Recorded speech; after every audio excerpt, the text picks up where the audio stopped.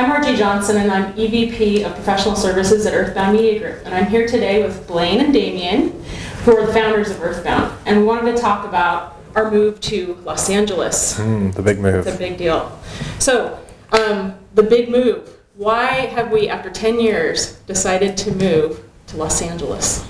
Well, I think we really had to ask ourselves, it wasn't originally intended that we were going to move the entire company to Los Angeles. I think it was something that kind of happened organically. Initially, we were just looking at expanding this particular office in Culver City into a little bit larger satellite office. And as we started to really look at different places, we quickly realized that this potentially could be our home. And that was for a number of reasons that came up just intermittently through the search. I think one of the biggest ones was talent.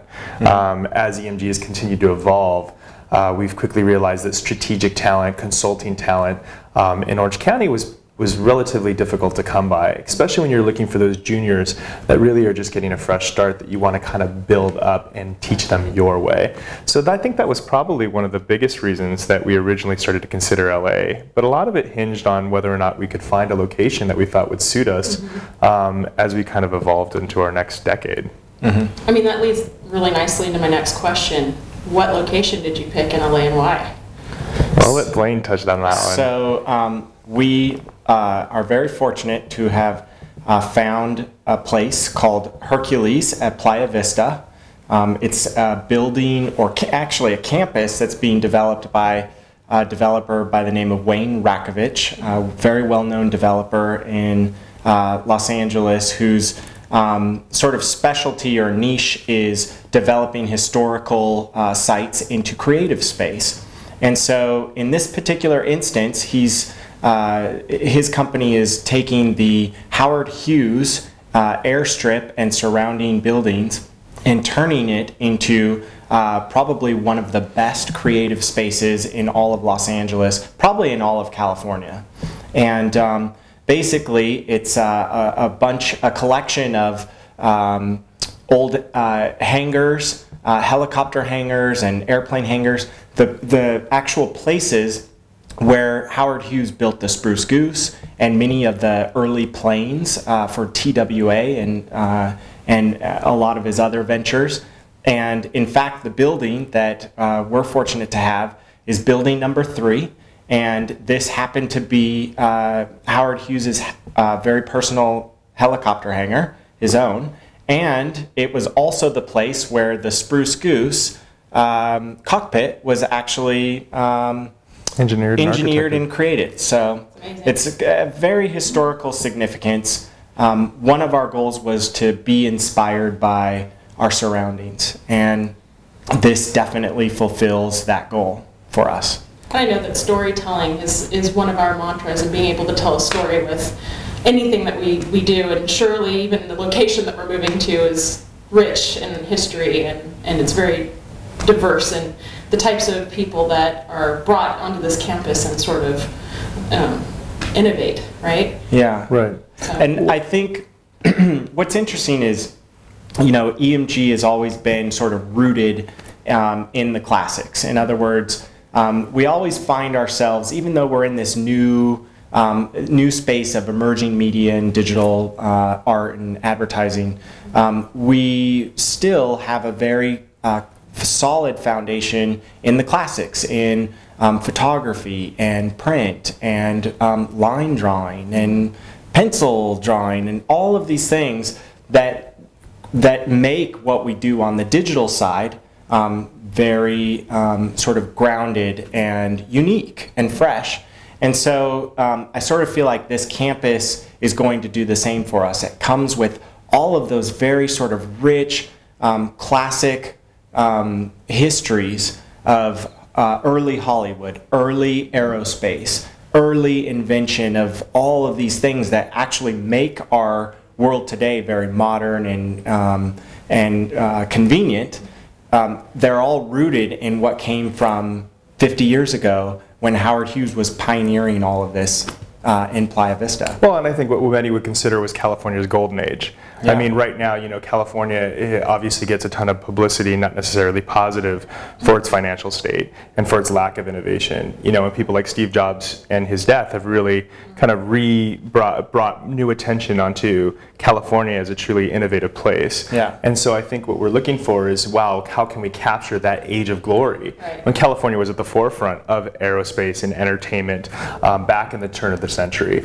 And so that was, of course, inspiring for us. More importantly, though, as we do look at modern day, this particular area, the West Side, is really becoming known as the new Silicon Valley. Yeah. And that's not just in kind of cultural shifts, but actual sheer numbers. There are more or as many technology professionals now in LA and the West Side that there is in Silicon Valley.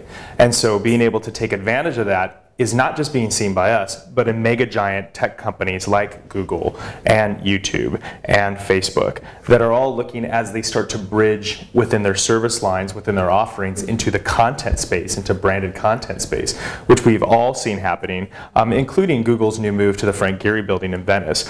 We're seeing a huge emphasis and focus on building that particular environment and area of the West Side into this meganopolis of new tech research and innovation. I think not only are we in a position where for this talk about in particular are we able to talk about the great excitement that we have ahead of us at Earthbound, but I also think that this kind of an interview is helpful for other companies that are going through the same type of growth that we might be. Right.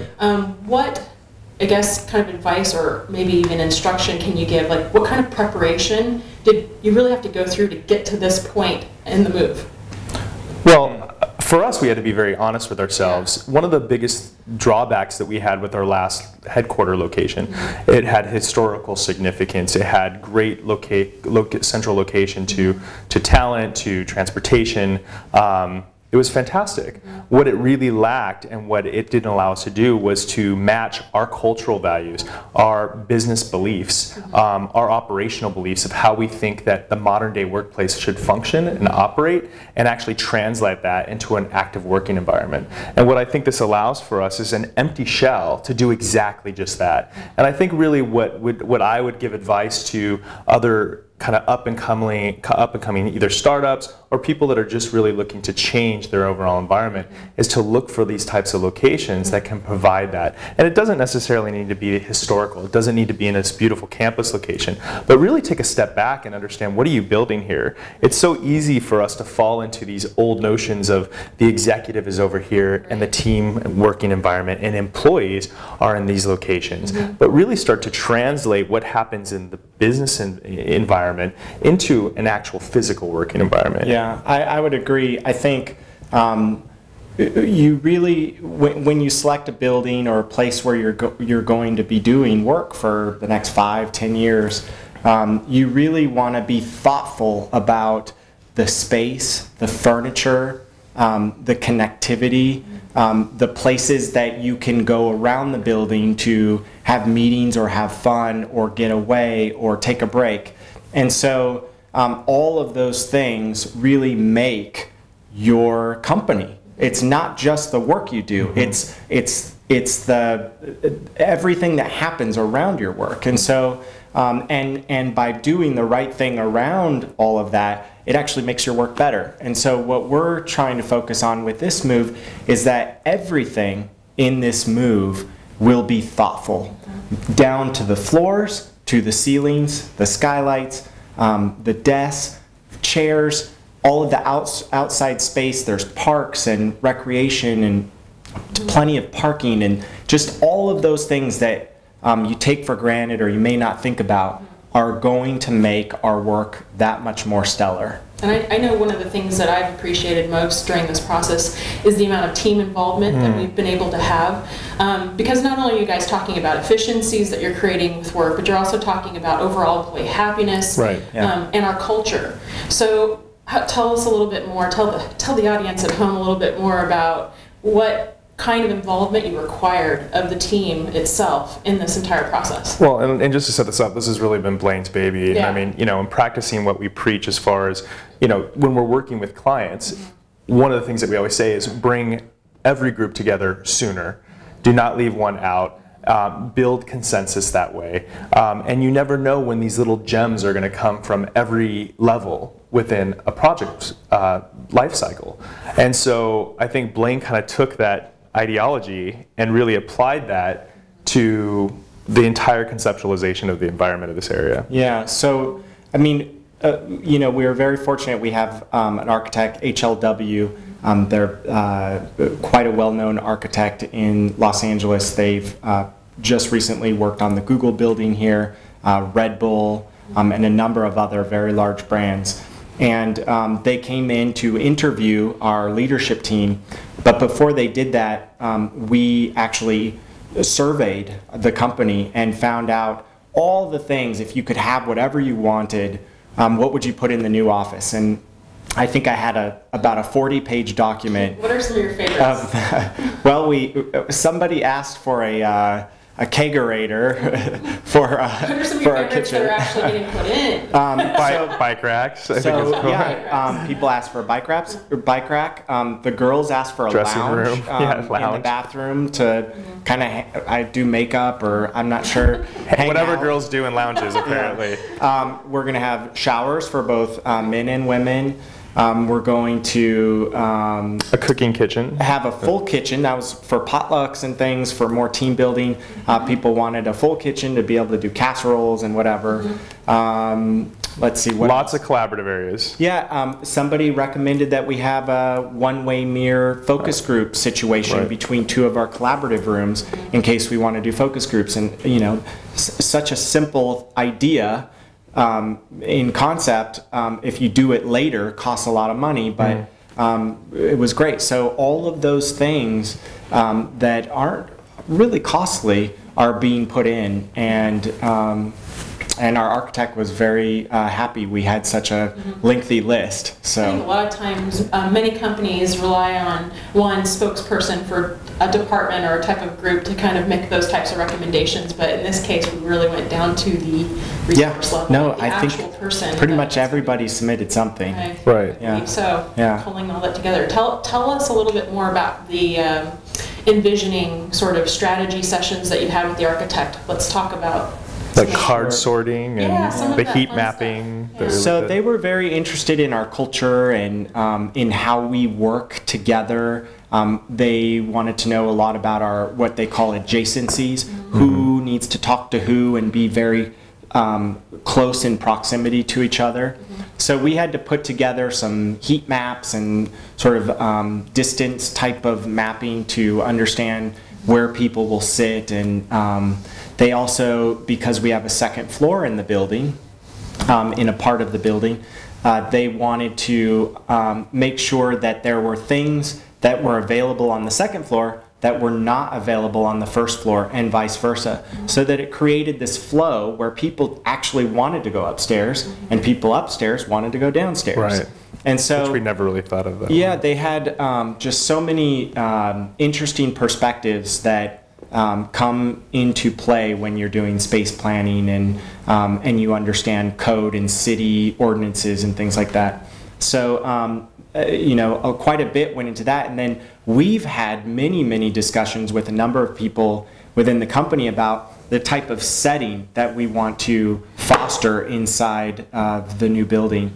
And really what we're trying to do is create what we call a university-like setting. We want to model our agency after this very collaborative, multidisciplinary, professional group like faculty, and bring in the non-professional or maybe junior folks, right? These sort of junior talent that learn from the faculty, and all of that is fostered by areas that are classroom-like in some cases, that are lounge-like, or like a coffee lounge or something, or that are like a library where you can study and think and get away from everything. So a lot of the furniture and layouts and things that we directed the architect to consider were centered around that fundamental idea of making this place a place that you never stop learning, like a university. Yeah, it's so fun. Have you found this to be a fun process? I think it's still very fun, inspiring. Yeah. I mean, I really have put a lot of thought into thinking about every individual that has ever walked in the door at Earthbound Media Group, and the ones that are still here today, and thinking about who might walk in the door in the future and get inspired by what we're capable of creating just by picking the right elements for this building. And it's been a lot of fun. I'm having a good time. What do you think you just spoke about the types of future that this could bring. What do you think has been the most exciting part for you, and what are you looking forward to the most with all of this change that we're undergoing? The most exciting part for me was getting to sit down with the developer at the very, very beginning, before we even kind of went down this process, and he loves to tell his story, Wayne Rakovich, and it was his son Mylan, who's the overall project director for this particular campus, and interviewed them, and really got inspired by what they were doing, from an environmental impact, from physical proximity of wanting collaboration, and just what they had kind of envisioned for this particular property. So that was one of the most exciting times, is to really see those match up, and then to be able to kind of come back and report going, everything is legitimate. Because you hear so much marketing rhetoric, and when you're looking at these developers, and and everybody's seen these amazing kind of schematics and plans, and then you get there when it's actually built, and it's just a wisp of what it was supposed to be when they were talking it up. And so it was just nice to see that happening. Most recently, the most exciting though, is showing up the other day, and the roof is being replaced. Seeing something being worked on. Yeah. So, and that's where you can really start to go, okay, things are actually progressing, because it seems like, I know for Blaine, this has seemed like a really long process between the negotiating and terms. And if there's any advice I can give anybody that's looking, is really the devil's in the details, in the sense that you really do want to take your time and find the right place and make sure that everybody is kind of safeguarded. But I just can't wait for move-in at this point. Well, and I guess that's kind of one of the last questions I want to leave you with, which is a little bit more on the nostalgia side as well. I mean, think back to when you guys first created this company, and picture your first day walking into this office. What do you think you're going to be saying in here? Holy crap! It's a little. It sort of makes you take a step back and take it all in. And did I ever envision that I'd be standing in Howard Hughes's helicopter hangar with an office that's custom built for exactly what we do? Never in a million years. I did. Never in a million years. You always know these things. But the crazy thing is that life takes you in these places, and you have these opportunities, and you just have to reach out and grab it. And I probably said we aren't moving into this building as many times as I said we are moving into this building, because it's just such a big decision. But every time I go to this campus and I set my foot anywhere on this campus, be it in our building or in the parks or whatever, it's just so inspiring. Like, you have to go there and just feel, I don't know if it's the presence of all of the innovation that happened there in the past, or if it's the premonition of what's to come, but you can feel the energy in this place. And it's right by the beach. You get this cool breeze all day long. It's amazing. And there's no place like it in LA. There really isn't. And for me, that's what's exciting. I want to go to work every day and have that feeling like, wow, this is exactly what was meant to be. Right. I know that the staff feels the same way, and I'm going to quote you from here on out, though, but you had said, I don't know if it's what has happened in the past or the premonition of what's to come. That's a quote to go on the walls, I think. Totally. But it's amazing there. I know that I and the staff for EMG are very excited about everywhere this is going, and I just wanted to thank you two for taking the time today to talk to us about this move.